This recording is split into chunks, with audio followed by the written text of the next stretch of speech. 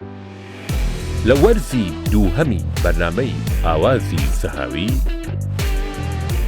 ئەم جارەیە لە باکوورم، لە ڕۆژاوا، لە ڕۆژهەڵات و لە باشوور بۆ ناساندنی موزیک ژەنە بەهرەمەندەکانی کورد.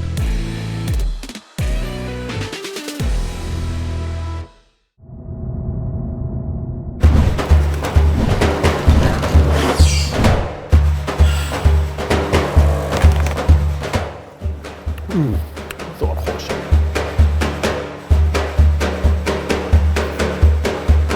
شوقي شمال اخوانتي نظري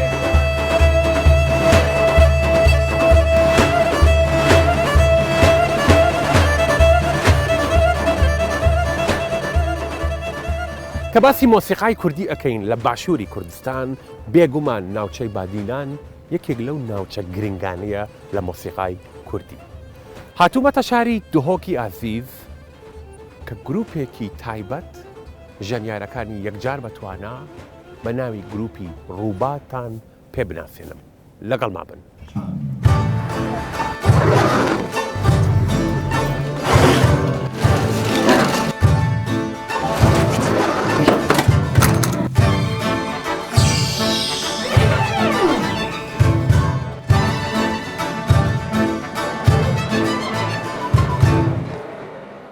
ئازیزان، ڕۆژێکی زۆر خۆشە لە دهۆک، هەواکەی یەکجار جوانە.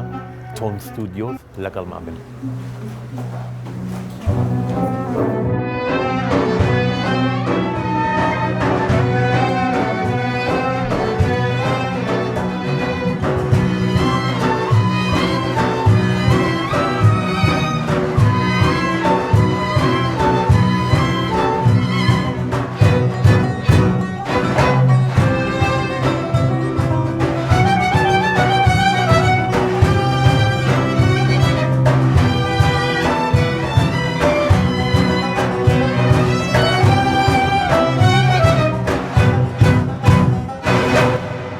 زۆر خۆش بوو مۆسیقاکە، بادینان بوو. شیان بەڵێ سایدا چاوانی باشە مەمنون. کورد نیت، خەڵکی هۆڵەندای، بەڵێ 12 ساڵە لە دهۆکە ژیت، 8 ساڵە لەگەڵ گروپی ڕووبات وەکو ژەنیارێک ئەژەنیت. چۆن بوو لە هۆڵەنداوە بۆ دهۆک؟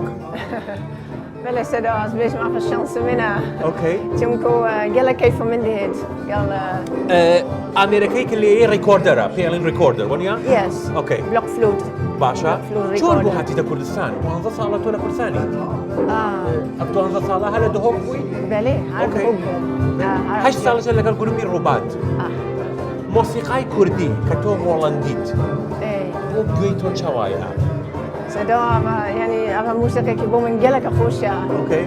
یعنی پێشتر مۆسیقای کوردیت گوێ لێ بوو پێشتر؟ بەرهینگی هیچێک بلەش هەواڵت منن کوردین و فەڵامدا ئەوشی موسیک ژیانن. ئۆکەی. من گەلک هەشت کرد. بەردەوام بە لە پرۆڤەتان. ئەچمە لای کاک بەشار. کاک بەشار، ئەم کاتت باش؟ هەر کەس بڵێ هونەرمەندێک کە لەگەڵ کازم ساهر لێیە زۆر شتێکی سۆپرایز و کەس نازانێ کاک بەشار لەگەڵ کازم عەسفەکات. ماني از دسبيكات از اندامي تيبو روبوت ڕووباتی بێ؟ يعني هذا مال امنا باشا. قالوا شو مدير دوكيش دست خوش. 2014 اوكي. وفيقوبي از بردوم قال اندامي تيبو كاظم الصار نرمات كاظم الصار از القلب حتى القلب فرقوي اندامي من زۆر بەڕاستی خۆم زۆر سۆپرایز بووم کە ژەنیارێک ببینم لە گروپی ڕووبات لە دهۆک، بەڵام لەگەڵ کەسێکی وەکو کازم ساهرش بژەنێ. ئەمەوێ شتێکی بچووک لە کازم بۆ من لێبەی، شتێکی بچووک. ابدي سولو خولي من القلب هم بس ريستوران قال لك لا ويست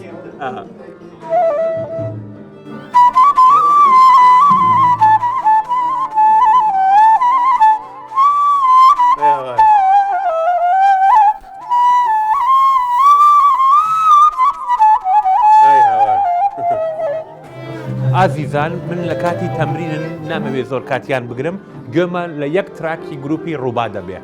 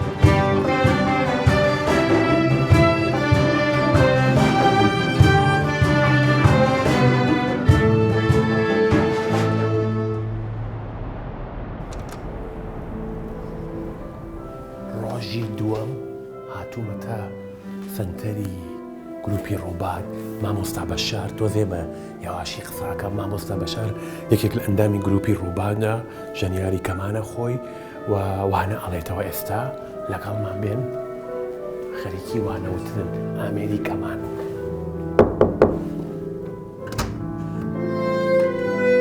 مرحبا چۆنن باشن بەژێک فەرموویان بەژێکیان فەرموون تکایە من ئێمە لاتان مامۆستا بەشار ئەحواڵت چۆنی باشی زۆر سپاس هەربژی جەنابەت چۆنی باشی گیان وە خەریکی کەمانی ئۆکەی با تۆزێک گوێمان لێوێ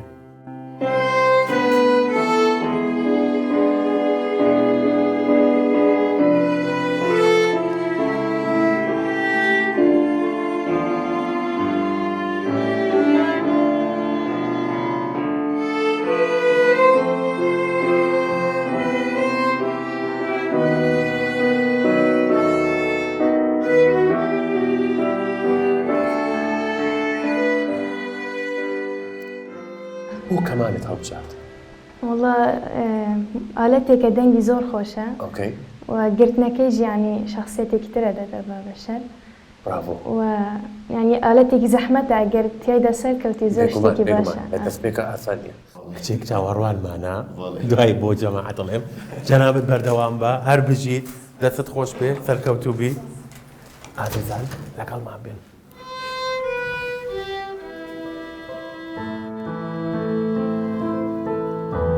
هەلۆ چۆنی؟ ئازیزان ئەم خانمە جوانە ناوی ئێڤایە کچی مامۆستا بەشارە 8 ساڵێتی خەریکی فێربوونی پیانۆیە مامۆستا باسی کچە جوانەکەت بکە ئیوا کچێ بچیک ئەمە ئۆکەی بەڵێ دەستپێکێ دیت ینی بین ساڵی 6 ساڵی هەستێک مۆزیکە هەبوو وەرسرانت ئەنگلیزی ینیش بەرکردنت گوتن شتینگێ دەرفەت من فێرێ دیت من ئیناک و مەتەلەن هێدی سەحکەتێک کاچەوەیە شتینگێ مامۆستاویش ڕاستی گەلێک ماندی بوو پێ بە مامۆستا عامەر ئەوش پیانۆیە باش فێر بوو ینی تەمەنەکانێک کە دەرساڵێنەوە مامۆستا بەشار لە چ تەمەنی ینی 8 ساڵی تایە تینێرە قوتابی هەیە 4 ساڵ تا 50 ساڵ 4 ساڵ تا 50 تا 50 ساڵ ینی هەموو تەمەنەکان دێنەرێ زۆر باشە مناڵەکان چونکە بەڕاستی مناڵ خۆمان نەزانین کە لە تەمەنی 6 و 7 دا ئەگە مەوهیبەیەکی هونەری هەبێ ئەبێتە بیبە بکە ئەمە تەمەنێکی زۆر زۆر گونجاوە مناڵەکان لێرە بایەخێکی باشیان پێیان بۆ فێربوون تاکید ینی قوتابیەتمان بارەبتری هەمی فێر ینی هەستەکەی ئەوانەی کە یەن دوای 2-3 مانگ بە ئێوە ئەڵێن کە مۆسیقا تەئسیری هەبووە لەسەر قوتابیە هەیە لێرە دەڵێت ینی مامۆستا ینی من ئێستا سەیری هاوڕێکان دەکەم مشکم جیاوازە لەگەڵ ئەوان جیاواز فکرەکەمەوە ئەکید ینی مۆزیکە تاثیر زۆر هەیە لەسەر ئەوان ئێڤا جان ئەتوانی تۆزێ بۆمان بژەنی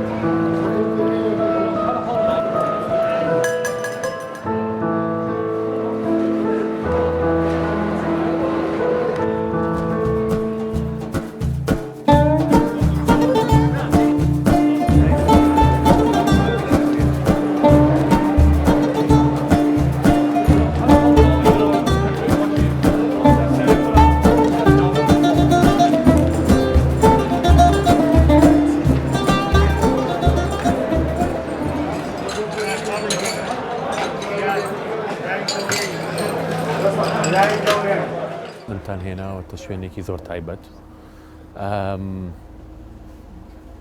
شوێنێک کە بەڕاستی ئینسان هەستەکات کە ئەو ئازیزانەی کە شەهید بوون لە پێناو بەرەنگاری وڵاتەکەمان هەستێکی عجیب بە ئینسانە بەخشێت. وشەی ڕووباد مامۆستا مەهدی یعنی چی؟ ڕووبات ئەم شوێن بێژین جۆرێکێش جوورێت کەوە دەگول کەوی بووە کەوێ ڕووباتە گوت دەژین کەوێ ڕووبات یعنی نەوعێکە لە نەوعێک کەویە ئان سفەتێکە سفەتی کەویە باشە ئەمە بە زاراوەی بادینی بە زۆرەوەی بادینێ بەلە بەرین و کە ناوێت تیپا ڕووبات تیپا شێخۆ بوو بەس هاتە گوهارتن بۆ ناوێ ڕووبات بۆ ناوێ ڕووبات ئەنجا مامۆستا محەممەدیان مێژووی ئەم تیپە تۆ زۆر دیارە ئەتوانی باش پێم بڵێ مێژووی ئەم تیپە چۆن دەستی پێکرد؟ مێژووە ڕاستی گەلەکە کەونە هەندی ئەمرێمە مێژووە هەی ساڵە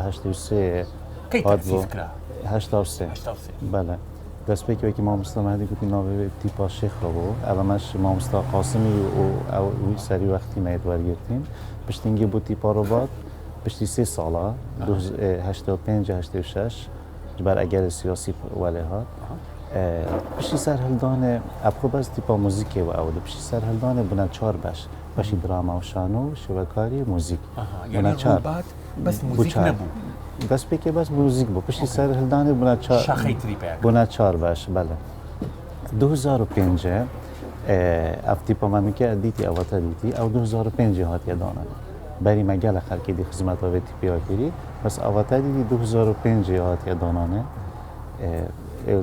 5-6 ساڵامە پێک بە کار کرد تیپا موزیکێ تیپا هونەرێ ملی گەلەک تیپەکە ئەکتیف بۆ باژێرە دروکی کوردستانی هەمیەژی و تیپا شانۆیژی ڕووبات هەبوو ئەتوانین بڵێن ئەم تیپە تەنیا تیپێکە لە دۆکەماوە یعنی وەختێنکەدا بەلێ ینی ڕاستی ئەوە بتنێ ئەمای مخابنی بە بەرینکە تیپن گەلک باش هەبوون بەسش بەر خەیرانی و مەشکلێت چایەکەمان چاوەڕوانمانە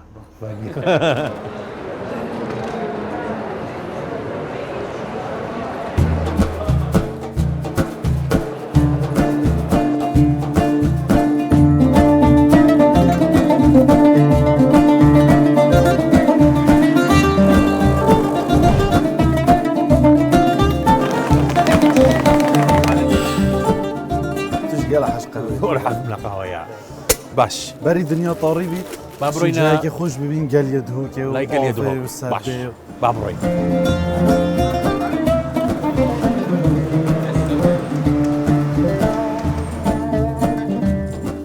چاوەڕوانی ئەوە مەکرد شوێنەکە سارد بێ مانیا فەرماتانە فەرمان نییە کاک ئەلەند باسی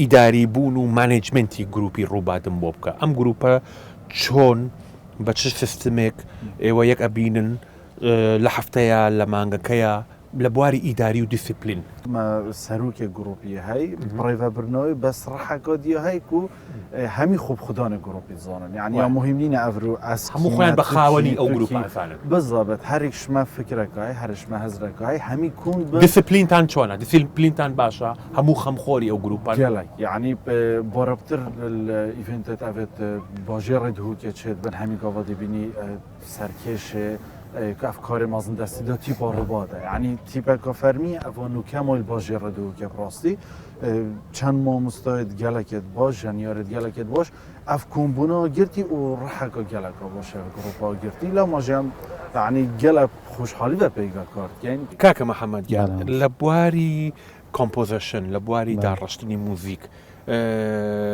ئەمڕۆ کە گوێم لێگرت مەتریالەکان مێلۆدیەکان ئەڵێ لە سەرچاوەکانیان لە مێلۆدی کوردی بەس بەتایبەت بادینی لە ناوچەی بادینانە سەری هاتووە کۆمپۆزەری هەیە یان خۆت کۆمپۆزی ئەەکەی یان بەگشتی کۆمپۆزی ئەەکەن مەتریالەکان لە کوێ کۆمپۆزی هەندێک کار گشتی ئەم چێتکەین هەندێک کار بیرۆکەی خۆتان بەڵێ هەندێکی شوانە هەمی ئەوێت ئاور گولێ بووین ئەوژی مە پێک بێت چێکرین مێلودیاوێش فلکلۆری کوردیە بەسەندە جارام شێوازوێت گوهۆرین مەسەرن ئەوە خەلەف و شێخانی مەپ هەمی بە گوهار چونکو ئامیرا ڕۆژ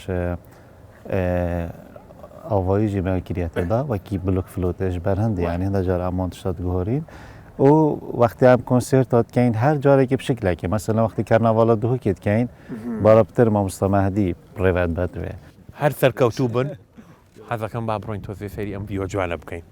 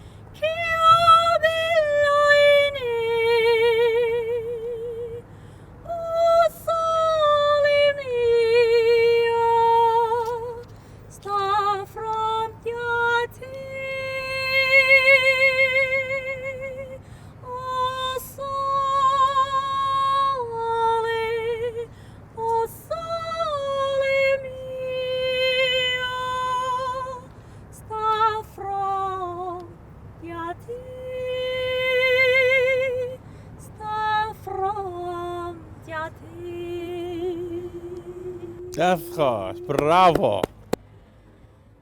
شیرین خان تۆ ئەندامێکی زۆر تایبەتی گروپی ڕووبادی بۆ چونکە خۆی عازف کەمانی لە 2005 لە مەعهەد دەستت کرد بە بڵێن خوێندنی ئامێری کەمان لە 2009 تەخەڕۆجت کرد وەکو عازف کەمانێک بەڵام لە 2005 کە خوێندکار بووی لە ئامێری کەمان دەستت کرد بە ئۆپێرا کە بۆ من زۆر زۆر تایبەت بوو کە خاتوونێک لە شاری دۆک خەریکی ئۆپێرایە. من هەوسا هەست پێت کرد و هەندێک دەنگ داف من هەنا وەکی مرۆڤی بەرەف ئۆشوپایکۆ بلند دەبن حەزە ئۆپێرای لەف من پەیدا بوو و هەر ئۆپێراژی من فکر کردیەک و فلکلوری کوردی بستایلی ئۆپێرا بێژم و پێ فکرێژی ئەس چوومە دناف گروپی تیپا ڕوباتدا کومە هەر البەرە کارێک چۆن ئۆپێرا فێر بووی یعنی لە دۆک؟ بەێ دووکی دیگەل مامۆستایەکە تایبەتمەند خەڵکی تایلند بوو تایلند مامۆستائێلی ئەس چێن بێژم تایبەت منوێ ئەو بخۆ مامۆستایە ئۆپێرایە ئەس قوتابیەوەی بوو البەردەستەوە فێر بەڵام لە گروپی ڕووبات بە کوردی بڵێن گۆرانی ئەڵێ تا ئێستا بیرت کردووەتە ئۆپێرا لەگەڵ گروپی ڕووبات بەێ ما ئەف هەزراوەگیری و ئینشاءڵڵا هەزرێژی گەینە ڕاستی بێگومان بێگومان. هۆ شەنگە شەنگە شێکراغا شەنگە هۆ شەنگە شەنگە شێکرا